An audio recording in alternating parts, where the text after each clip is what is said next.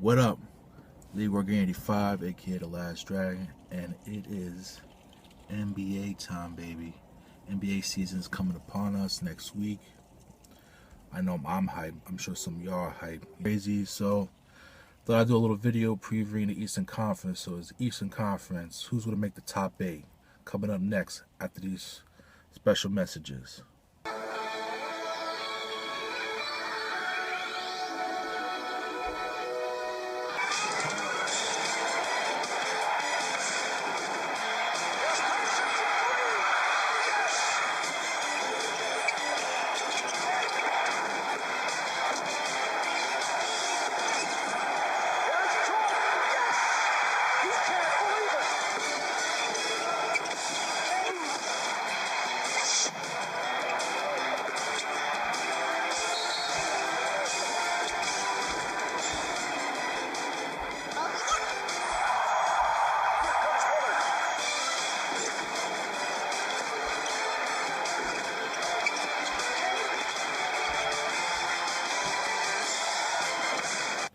Yes, and it counts. Now, for those who remember from the 90s, the NBA and NBC was a very big thing. Definitely was the golden age of my childhood, probably from 94 all the way down. Watching the Knicks, the Bulls, Pacers, Orlando Magic, Phoenix Suns, Utah, San Antonio, Seattle, all those teams from that time period, certain players. And it was cool. The theme music was cool, and the way they would hype the games up, it became like an event. I'm not saying ESPN doesn't do that. It's a little different now. Maybe it was much more intense back then because it was Jordan, and also there was no social media, and the internet wasn't as prevalent. Like now, it's just like, and the other thing that's annoying to me that even TNT does, it's like they're interviewing the coaches like after quarters. Like they don't want me bothered. Like let them coach the game. Like every time they're in there, they just look like they don't want me bothered. So don't bother with them. We just want to watch the game. I don't want to know after the first quarter how pissed off Greg Popovich is, because he's always gonna be pissed off. You get what I'm saying? Just chillax with that. So anyways, we'll do an NBA preview. We're gonna start with the Eastern Conference. Not that I don't have this on top of my head, but we're gonna probably preview most of the Eastern Conference teams here. So let's start off. All right, we got Boston now. Real quick, Boston pretty much did an overhaul over the summer. That Garnett, Paul Pierce, tandem is finally over in Boston. They wanted to rebuild, make a change. So they traded him off to Brooklyn, and they ended up keeping Rondo, which is hurt. So basically, this is Rondo's team now, and from the likes of it, man, they got a whole bunch of scrubs, man. So you got Brandon Bass, all right, not bad. Bogans, scrub. Okay, Avery Bradley's not bad. Now he excelled when Ray Allen was there, and then they thought they could just let Ray Allen go and Avery Bradley is a good two-way guard. He can guard the position, but his offense is terrible. So that I don't know. Marshawn Brooks. Now he was part of that Booking trade, and he was pretty much sitting on the bench at Brooklyn. He's a scorer, so I see him being like that super six man off the bench. Jordan Crawford, Jeff Green. I mean, a lot of people hyped him up. I mean, he's an alright player. Humphreys, hopefully he'll bounce back this year. Courtney Lee, all right. Obviously Sullinger. And then Jared Wallace. I mean, he's a nice player, but man, the Nets gave him this big contract. Ugh. Got one of the worst contracts in the league. Man, on paper, this team this is going to be a lottery team, folks. Now they got this new coach, Brad Stevens from Butler, the last couple of years, and surprisingly went to back-to-back NCAA championships, and that sent quite shocks to the world. But that's a whole other topic about the NCAA. But he's a good coach. Now, if Rondo was starting training camp, I would say, this team definitely can win 30 games. If that's with Rondo. I mean, Rondo's might not be ready to probably December. Or who knows? Or not even that. He might be back to after the All-Star break. Now, a lot of people are saying he's upset or whatever. I don't think so. I think now is his chance to show like that he's going to be the leader of the team. This is going to be his team. Now, I'm sure there's going to be a lot of trade rumors surrounding him. Personally, me and Knicks fan, I would love to have him. Let me tell you something about Rondo. Very underrated because the first people go to mention is Chris Paul, Derrick Rose, Westbrook, Darren Williams. Now, a couple years ago against Miami, and I'm not saying anything about Pierce or Garnett, but Rondo single-handedly kept them within that 7-game series because he gives teams problems. He's relentless around the basket. He rebounds for his position. The only problem with him is he can't shoot a lick. Now imagine if he had Derrick Rose jump shot, right? Then Rondo will be right up there in the top 5 players in the league. He could set up a team perfectly. He knows how to run an offense. So, you put Rondo in the right situation. I don't know what to expect from Boston this year, but we're just gonna have to see. I mean, I guess Jeff Green gonna have to pick up his slack. I don't expect much from him really. All right, cream of the crop, Brooklyn Nets. I mean, I'm a Knicks fan, so naturally I cannot like them. I mean, it's like a Met Yankee thing. They went for it this summer. I mean, the Russian owner went for it. I mean, they got Garnett, Pierce, Jason Terry from Boston, right? And then on top of that, the bench. Okay, they got a steal and Andre Karolinko, who could have took $10 million to stay in Minnesota, and he decided not to take a 2-year, $6 million deal. Something's going on. But, hey, whatever. Sean Livingston actually might be another steal. He's been injured last couple of years, but as a backup point guard, he looked pretty good in the preseason. Let's see. They got, like I said, they already got Jason Terry, Andre Blatch, which was a scrub with the Wizards, and now he had a really good year at the Nets last year. Reggie Evans, which is a rebounding beast. And I guess their first round pick was Mason Plumlee. Where did he play from? Duke? I don't trust Duke players. We already know how soft they are. So, that's just like another big name, and they all suck when they come to the NBA. Not all of them. High percentage of them do suck.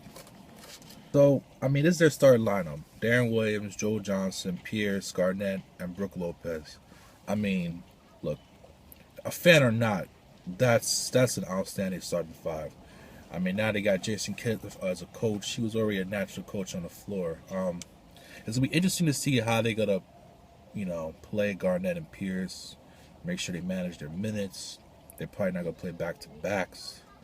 I still expect their stats to be pretty much where they are, especially, I assume Pierce easily is going to average 18 on this team. And Garnett's probably going to be around, I would say anywhere between 12 to 14 and about 8 rebounds a game. Now, the key to this team is Darren Williams. If he's healthy, then they're good to go. If he's not, I think it's going to be problems. Now, I think having those veteran presences in the team, like having the Garnett, Pierce, and Jason Terry's on the team, and Jason Kidd's going to definitely give much more of a easier transition for Darren Williams, because putting him as a franchise guy was not a good idea for one. And he has a reputation of being a coach killer. He got Sloan fired, who left. Well, he didn't fire, he left. And then like last year, Avery Johnson. So, and I like Darren Williams. I just think within the last couple of years, like I don't know if like the contract got to his head. Like if you watched him in Utah when he first started, he was so, I wouldn't say perfect, but he fit right into that Jerry Sloan system. If you structure him, run a pick and roll offense, he's not super fast. He can kind of, he's a fine tool player. I thought that was the best situation for him. To tell him now, here's the keys to the car and run it. Nah, I don't think he's even that type. It was to a point where, like maybe 3 years ago, there was arguments that he was probably better than Chris Paul. At this point, Paul is a notch better. And not because of ability. I think it's mental. I think Chris Paul has that killer instinct. Um, I mean, you let the Bulls, who didn't have Derrick Rose, Luol Deng, beat you in 7 games. Nate Robinson outplayed you. Yeah, like that sends some signs. And Joe Johnson, nice player, not worth that contract. Um, could defend. Everyone knows, and they used to call him ISO Joe in Atlanta for a reason, because if you give him the ball in the wing, he's going to ISO you to death. But I mean, with the Nets last year, he played all right. He likes those wing threes. He's not a bad player, just not your franchise player. He ain't those Williams and Joe Johnson are not franchise players. But if you mix them up with an awesome Brook Lopez with offensive gains off the chains. But for a 7-footer, I can get more rebounds than him. So that's sad. So hopefully Garnett put a little toughness in him. Now the sky's the limit for this team. They could be anywhere from the 3rd seed down to the 5th seed. It all depends how they're gonna manage the team. If they want to gun for 60 wins, or they want to be fine within 48 to 54 wins. That all depends on how they manage them. Because at the end of the day, it's about going to the playoffs and beating Miami, right? And Miami has troubles with centers and point guards, so they have that, and they have little toughness with KG because he ain't afraid of Miami. Paul Pierce ain't afraid, so and they have hopefully they're infused that toughness that the Brooklyn needs, and hopefully Jason Kidd, savvy, and it's an all collaborative effort. So we'll see what's up with them. Of course, my Knicks. Last year, everyone said it was too old. They had really high. They came in with low expectations, and they did very well. They were the 2nd seed. Unfortunately, lost to Indiana in the playoffs. So one of the main concerns for me was to get some toughness. And did they do that? Yes and no. They picked up Metta World Peace, aka Ron Artest. Ron's back in New York, where he's supposed to be. Too bad it's late in his career, but he's going to bring a toughness the Knicks need. Because last year, to me, their biggest problem besides rebounding was toughness. When teams used to get in their heads, play a little physical, especially the Pacers. When the Pacers was playing hard on them, the Knicks start crying, calling, they can't get into the game. They start crying and puffing about fouls. And this happened all season. I saw this right away, very early, and I already knew. So, I mean, now you got Keaton Martin for a full season. You got Metta World Peace. The key to this team is Shumpert. Femon Shumpert, and I prefer him to start over J.R. Smith. Nothing against J.R. Smith. J.R.'s a gunner. I mean, he's this generation's John Starks. He's a gunner. He does have heart. I see all that. He's a knucklehead, but he can ball. But he just serves better when he can lead the 2nd string players. Like if you have him with the starting 5, it doesn't make sense. You're gonna need like a really good spark off the bench, and I think JR fits that perfectly. He'll get his 15, 18 points off the bench easily. Shumpert at this point, I don't think he's ready for that yet, but he should be going to that next leap. And that's the only way for the Knicks to get to anywhere they need to go to this year.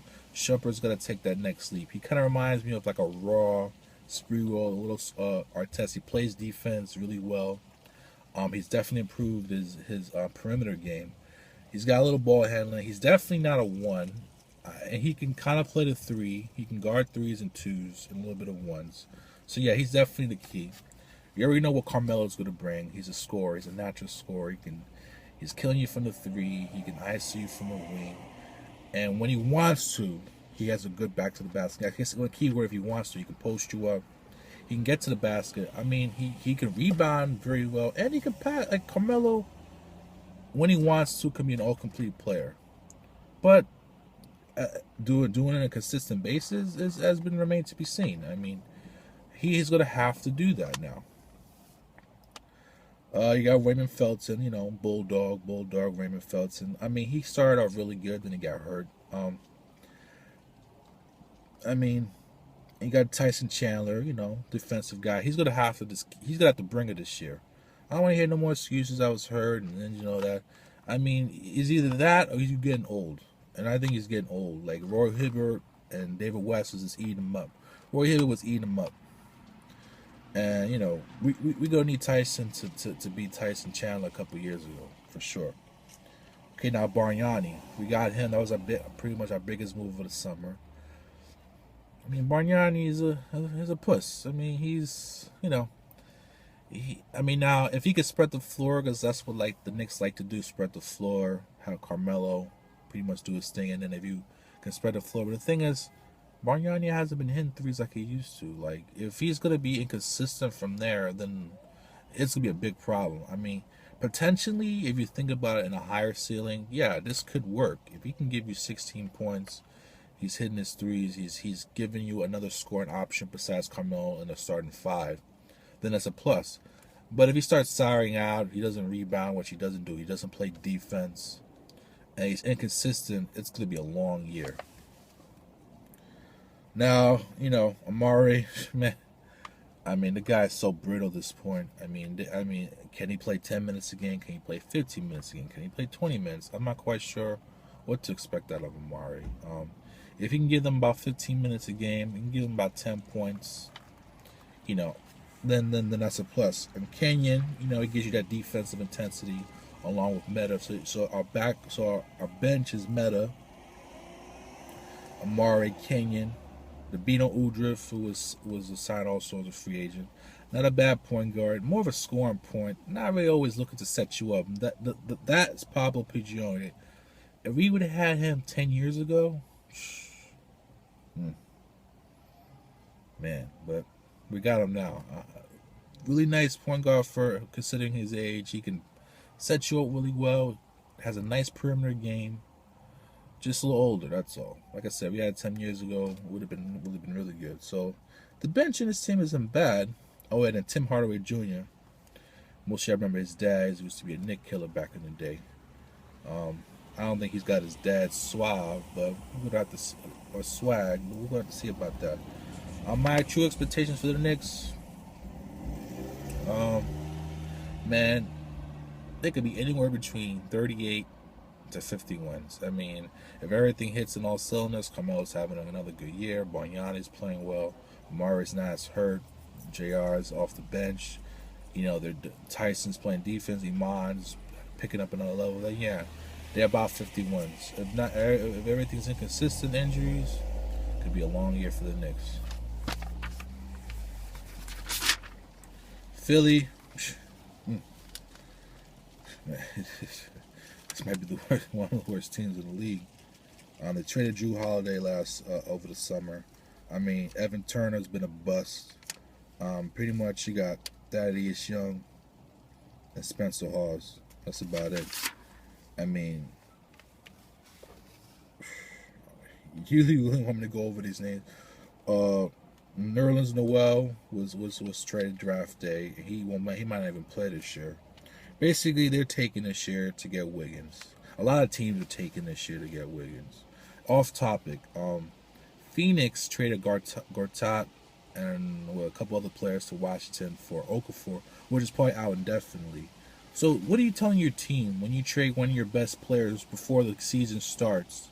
You're saying to you the franchise they gave up this year, they're tanking it.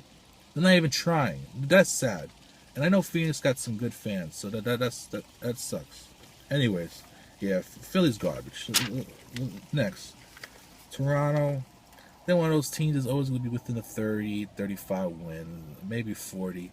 I mean, they traded last year for Rudy Gay, which is a nice player, not a franchise guy. I thought he was fine with Memphis because he kind of fit in what they were doing, and like when Zebo and Marcus Gasol was getting double teamed, he can come in and give them that 18 points, put the pressure off them. Memphis don't want to play the luxury tax, so they let him go. Toronto got players though. DeMar DeRozan's not bad. Lowry's a nice point guard. Landry Fields is a nice player. So I mean, they picked up Novak from the Knick trade. I don't know. They could be fighting for the last spot. I don't know. Maybe they may make like 37 wins. I don't know. We'll see. The Bulls, obviously, Rose is back, so that gives them an extra 10 wins right there. And I mean, last year, the way the job Coach Thibodeau did, I mean, that was brilliant. They had a bunch of low-level players, and then also they figured out Butler can play. You got Taj Gibson. You got Joakim Noah, who's like a warrior. Dang. Heinrich's a bulldog. They picked up Mike Donlevy Jr., who can hit off the perimeter. This team's loaded. And with Rose, they play defense. They play hard every night. So, I mean, I'm going to expect them to have a really good year. This team could be from 50 to 55 wins easily. So they're going to be competing with Miami for a championship for sure.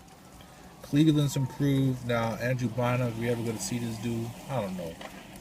But this guy's getting checks. Getting checks because he's tall. Kyrie Irving's a baller, obviously. Varejao and Thompson's gotten approved. They picked up Jared Jack, like a scoring point off the bench. Deion Waiters isn't bad. Zeller's good. So like I said, this team is up and coming. They brought back Mike Brown, which I thought was strange. The guy can coach defense, but he got no offensive scheme. So I don't know if that means Kyrie is just gonna do what he wants. I don't know, but on paper, this team isn't that bad. They also might be fighting for the last two spots, so we're gonna watch out for them. Detroit's another team that made some improvements. Brandon Jennings, Josh Smith. They traded away Brandon Knight. They brought back Mr. Smooth, Chauncey Billups. They got Stuckey, Singler. Now their front court's interesting. They got Andre Drummond and Greg Monroe. I mean, this team could be pretty good. Now, am I a Josh Smith fan? Not really. He can ball though. But in Atlanta, man, he just drive people crazy. I mean, he's chucking up threes. Like, for what? Like, really? But he can ball. When you watch, at the end of the game, you look at his stats, and you're like, oh, okay. Now, Brandon Jennings, he's got to be one of the biggest chuckers in the NBA. I mean, when he first came to the league, I think he had something to prove, and it showed. But it's just like, man, like, him, Monte was just, man, Milwaukee has a big-ass brick house now. A building. They built a new stadium, brick stadium, thanks to their chuckers. That was a chucking backcourt in the NBA. I mean, Brandon Jennings is not bad, but, I don't know. On this team, it might be interesting, though. We're going to have to see about that. So, like I said, Billups would have given them some little veteran courtship. They got Andre Drummond's. It's gonna be nice, and they got Monroe, might be an all-star. So I say this team gonna make a leap to the playoffs. They're gonna be within that 6, 6, 7 seed. We'll have to see. Indiana, they made some improvements. If Danny Granger's healthy, he's probably gonna come off the bench, give him a little something. This team has toughness. They kind of remind me of like that '90s throwback. You got David West, Hibbert, George Hill. These guys will bruise you up. The only main concern with them is scoring. They gave Miami fits. Problem was, didn't have enough scoring Game 7, and they got their ass kicked. So, I think the Pacers are just one player away. Now, who will be perfect in this team? Rudy Gay. No expectations. He'll be that extra scorer that they would need. And I think he would fit in seamlessly, personally. But I'm not the GM. But like I said, on paper, and then on the bench, they improved. They brought in Copeland, who was with the Knicks last year. Scola, who's a scorer. You got Granger. C.J. Watson's a not bad backup point. So, I mean, this team is going to be very good. I mean, the starting five is George Hill, Paul George, West, Hibbert, and Stevenson, who actually had a breakout playoff. So, this team, like with the Bulls, I think is going to be one of the top 3 seeds in the East. They're going to be about 54, 55 wins, probably, easily. It's just all a matter of seeding and where they're going to fit in the playoff picture. The Bucks, they brought in Mayo, Brandon Knight, Ridnour. They got Larry Sanders, brought in Delfino, Pachulia, Gary Neal. So they got some players on this team. I don't know if it's going to equate to 50 wins. They might be within that 36 to 44 wins. That might be right up there in the playoff picture. They might, with them, Detroit, Cleveland, they're going to be fighting for those last spots. for sure. Atlanta, I don't know what to expect out of them. They end up keeping Jeff Teague. They got Al Horford, not a bad player. They got Millsap out of Steel. Elton Brand, I guess, off the bench. Kyle Culver off the bench. I mean, I don't know. They got a new coach. I don't expect much out of this team. I don't. Bobcats, man. MJ was a great player, man, but he is just not a good front office dude. And, I mean, I'm not speaking the truth. Al Jefferson came in with the team and took the money. I don't know why he come with these bum ass Bobcats, but he did. Kemba Walker's alright. Henderson's okay. Ramon Sessions alright. Ben Gordon, Chucker Upper. Kid Gilchrist. Man, watched him last year. Everyone's calling him Scottie Pippen. Man, he's raw. He can play defense. He cannot shoot the guy cannot shoot a lick. Cannot. I can't see it in Biombo. It's like a raw talent. Very raw. I mean, if this team cracks 30 wins, it's pretty much that says it all. Yeah, Miami, what can you say? They got the big three. Actually, one superstar, and the other two. Wade's still a very good player, but I think he's on his decline. And then Bosch is a good player, but not on the level of the other two. Of course, you still got Ray Allen, Chalmers, Battier, Norris Cole, Haslam, Birdman. Did they pick up anybody? Did they pick up Beasley? I think they picked up Beasley. Well, anyway, the sky's the limit for them. If they're on all cylinders, they're gonna win easy 60 games. If they're BSing and they're just not really in the mood, they're gonna be anywhere between 55 to 62 wins. They're gonna be right up there to compete for the championship. I mean, let's face it. If LeBron's in his prime years, he's finally getting it now. He's become unstoppable now. He's got his back to the basket game. He can be a point guard. His perimeter game is still very good. He can get to the basket whenever he wants. I mean, he's a beast. Let's face it. Barring LeBron getting hurt, this team is set. They're set. Now the Spurs took them to 7 games now, but I would expect them probably still to make the finals. Yeah, for sure. Orlando, Scrubs. They got that pick, Oladipo. Everyone's hyping them up, but we'll have to see about that. Basically, the kind of pros in their team, as I guess, is Jameer Nelson's a pro, Fallow's a pro. That's about it. Oh, Glenn Davis. I mean, this team is basically a hodgepodge of young talent. I see this as another team that's going to be trying to tank it to get at the top pick for sure. So I mean, let's not even talk about that. The Washington this year is going to definitely be an improvement. John Wall, if he could just get a consistent jump shot again, he'll be one of the top players in the league. But in the second half, when he was healthy, the Wizards was 500. So a lot of people predict now with that Gortat trade, they'll be fighting for a playoff spot. From 5 to 8, it's going to be very interesting between them, Cleveland, Detroit, Milwaukee. It's going to be very interesting. So basically, you got John Wall, Bradley Bill's a baller, Nene, Ariza, of course John Wall, and I got Gortat now.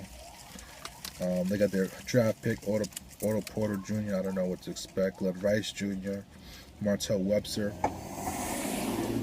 This team, this is going to be a playoff team. I think they're going to win about 40 games. All right. Got Miami. Now, for 2 and 3, it could be interchangeable. It could either be Chicago or Indiana. Let's just say I got a gut feeling it's going to be Chicago. Got the third seed is going to be the Pacers. The 4 and 5 is a toss-up between the Knicks and the Nets. Now, my gut's telling me the Nets. My heart's saying the Knicks. We'll go with the Nets, 4 seed. 5 is the Knicks. 6, probably Detroit. And then like the last 2 spots is going to be a fight between Milwaukee, Cleveland, and Washington. You put a gun to my head, I think Washington's going to get that 7th spot. And I think Cleveland's gonna snatch up the 8th spot. So Milwaukee might be fighting in between. I don't know, but that's my picks for the top 8 in the Eastern Conference. So that concludes my rambling of the NBA in the Eastern Conference. So you got Miami, Chicago, Pacers, Nets, Knicks, Detroit, Washington, and probably Cleveland. Um, we'll conclude this for now. Next time we'll talk about the Western Conference. So as always, you like, you subscribe, get the glow, peace.